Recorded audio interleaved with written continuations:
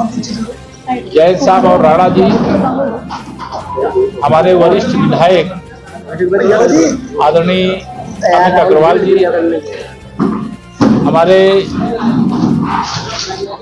जो यहाँ के महापौर प्रथम नागरिक हमारे वालिया जी, हरिकांत वालिया जी, हमारे विधान परिषद के सदस्य साथी भरद्वाज जी और सभी कार्यकर्ताओं और पत्रकार मित्रों, क्योंकि आज मेरा मेरठ कार्यक्रम था तो मैं देखा करता हूं कि आप सब बहुत जोर लगा देते हो कि यहाँ मिलना वहाँ मिलना, तो आप लोगों से बात करते हुए तब मैं आगे यात्रा शुरू करूँगा।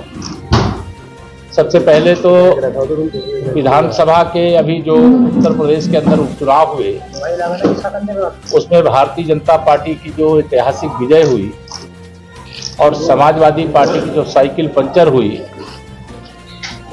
उसके बाद सपाई बहुत बौखला गए। मुरादाबाद की जो कुंदरकी विधानसभा है वहां पर बहुत बड़ी संख्या में मुस्लिमों ने भी भारतीय जनता पार्टी प्रत्याशी हमारे रामवीर सिंह जी को वोट दिया और जो करहल विधानसभा जहां श्री अखिलेश यादव जी विधायक हुआ करते थे वहां पर भी भाजपा के जो प्रत्याशी अंजेश यादव जी थे उनको बहुत बड़ी संख्या में अधवंशियों ने भी वोट दिया, तो उन्हें अपना वोट बैंक खिसकता नजर आया। तो संभल में माननीय न्यायालय के आदेश से जो कमीशन की कार्रवाई हो रही थी, सर्वे की कार्रवाई हो रही थी, उसकी आड़ में समाजवादी पार्टी के सांसद और समाजवादी पार्टी के विधायक, इनके समर्थकों ने विवाद खड़ा किया, बवाल खड़ा किया और उस विवाद और बवाल में कई लोग मारे भी गए। एक तरफ सपा के ही सांसद और सपा के ही विधायक के समर्थक आपस में लड़ते हैं और उसमें कई लोग मरते हैं। फिर समाजवादी पार्टी ड्रामा करती है प्रतिनिधि मंडल भेजने का और 5-5 लाख रुपए मुआवजे की भी बात करती है। तो मैं श्री अखिलेश यादव जी और समाजवादी पार्टी के लोगों से कहना चाहता हूं, तुम्हें देना है तो 5 लाख क्यों, 5-5 करोड़ दे दो। और ये जो मुस्लिम तुष्टीकरण की राजनीति है अब तुम्हारे काम नहीं आएगी। बहुत बरगला लिया है लोगों को, बहुत भाजपा के नाम का भय दिखा करके बहुत वोट ले लिया, सत्ता तक हासिल कर लिया। लेकिन अब माननीय प्रधानमंत्री श्री नरेंद्र मोदी जी और आदरणीय मुख्यमंत्री योगी आदित्यनाथ जी के नेतृत्व वाली भारतीय जनता पार्टी की सरकार में सबका साथ सबका विकास हो रहा है, इसलिए भारतीय जनता पार्टी के साथ सभी लोग मजबूती से खड़े हो रहे हैं।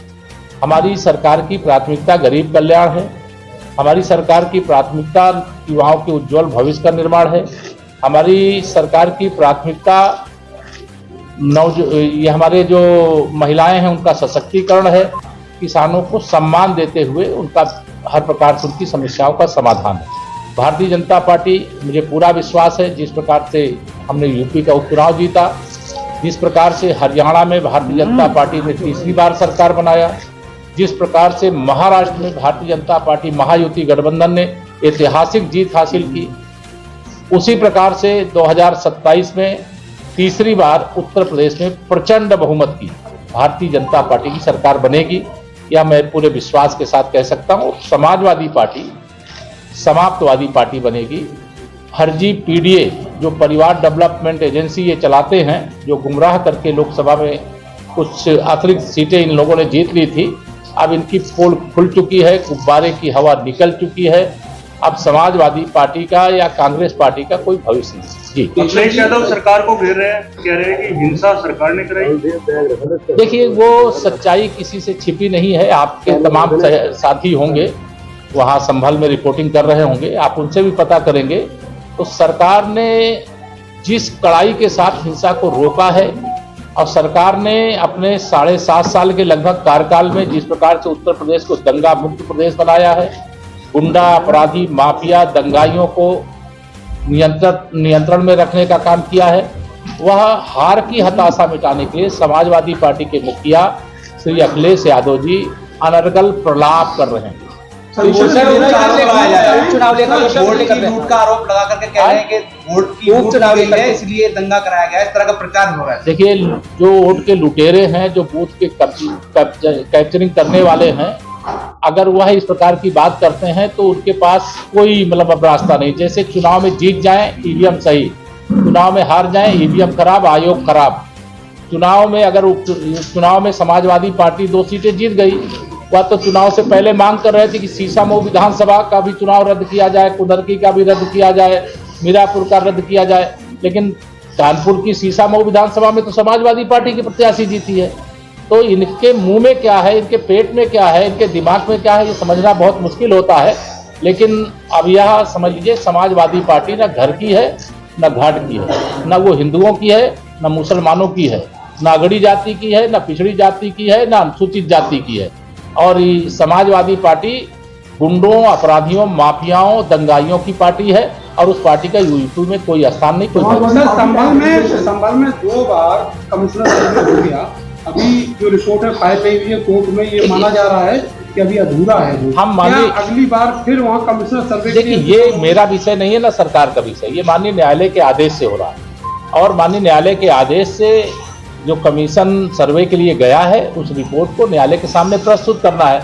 न्यायालय के सामने प्रस्तुत होने के बाद जो वाद चलेगा उस वाद में हमें लगता है सत्यमेव जयते। समाजवादी पार्टी का एक डेलीगेशन आज मुरादाबाद में मिला है संबंध हिंसा के आरोपियों की, एसपी हसन मिलने गए थे और ये कहा कि भाई बड़ी तकलीफ हुई बहुत। उनकी सबसे बड़ी तकलीफ ये है कि मुस्लिमों ने भारतीय जनता पार्टी का कमल क्यों खिला दिया, साइकिल को पंचर क्यों कर दिया, सैफई साइकिल क्यों रवाना कर दिया, परिवारवाद की राजनीति को चोट क्यों कर दिया। उनकी सबसे बड़ी पीड़ा सपाइयों की यही है। लेकिन अब ये पीड़ा उनको लगातार झेलना पड़ेगा, इनकी पीड़ा और गहरी होगी, इनके जख्म और बढ़ेंगे, क्योंकि सब लोगों ने भाजपा को अपना लिया है, भाजपा की राजनीति को, भाजपा की सत्ता को स्वीकार किया। धन्यवाद। सर 2 बच्चों के कानून को लेकर बात चल रही थी, लेकिन अब मोहन भागवत खुद कह रहे हैं कि कम से कम 3 बच्चे होने चाहिए। देखिए राष्ट्रीय स्वयंसेवक संघ के परम पूज्य सरसंघ चालक जी हैं और उनका जो बयान है उस पर मेरी ओर से कोई टिप्पणी की आवश्यकता नहीं है। अभी न 2 बच्चों वाला कानून बना है, अभी पूज्य सरसंघचालक जी ने जो आह्वान किया है उस पे समाज और देश जरूर विचार करेगा और उसके हिसाब से जो लोग उसका पालन करना हो करेंगे। कांग्रेसियों को लखनऊ में रोक दिया गया है। ये कांग्रेस सपा वाले नौटंकी कर रहे हैं, इनको कोई हमदर्दी मुसलमानों से नहीं है। सर किसान आज दिल्ली की तरफ प्रस्थान कर रहा है। मैं किसानों का भारतीय जनता पार्टी की डबल इंजन सरकार सम्मान करती है और उनकी जो समस्या है उनका समाधान करती है, आगे भी करेंगे। और जहाँ तक किसानों का कूच है वह जो जहाँ पर वार्ता होगी वहाँ पर देखेंगे। लेकिन मैं इतना जरूर कहूँगा कि अभी पिछले दिनों हरियाणा की तरफ से कूच होगा और वह किसान आंदोलन की आड़ में या किसान आंदोलन के पीछे कांग्रेस छिपी हुई थी और जब चुनाव परिणाम आया जो उस आंदोलन को लीड करते थे वह स्वयं चुनाव हार गए थे। और जनता बहुत समझदार है, किसान बहुत समझदार है। माननीय प्रधानमंत्री मोदी जी और आदरणीय योगी जी के नेतृत्व में वह भारतीय जनता पार्टी के साथ है और किसानों की जो समस्याएं होंगी उसको सुनेंगे भी, समाधान इसके पीछे भी सर कोई सवाल है जो किसान रहे हैं। पश्चिमी उत्तर प्रदेश में आप आए हैं तो एक सवाल पहला ये है, उपचुनाव हुए, उपचुनाव में राकेश टिकैत से जब पूछा गया कि जीत हो गई है भारतीय जनता पार्टी की तो उन्होंने कहा कि ईवीएम इन्हीं के पास की, यही लोग जीते। दूसरा सवाल, चंद्रशेखर हैं, चंद्रशेखर जिनको उप रावण के नाम से भी जाना गया है, उनकी पार्टी कहीं ना कहीं मजबूती से सामने आ रही है। आने वाले चुनावों में 2027 भारतीय जनता पार्टी के लिए 100 में से 60% वोट हमारा है, 40% में बंटवारा है। बंटवारे में भी हमारा है क्योंकि हमने सबका साथ सबका विकास किया है, हमें सबका वोट मिल रहा है और हमारा वोट लगातार बढ़ रहा है। इसलिए भविष्य में भी सुशासन का, विकास का, गरीब कल्याण का, महिला सशक्तिकरण का, युवाओं के उज्जवल भविष्य का और प्रदेश को $1 ट्रिलियन की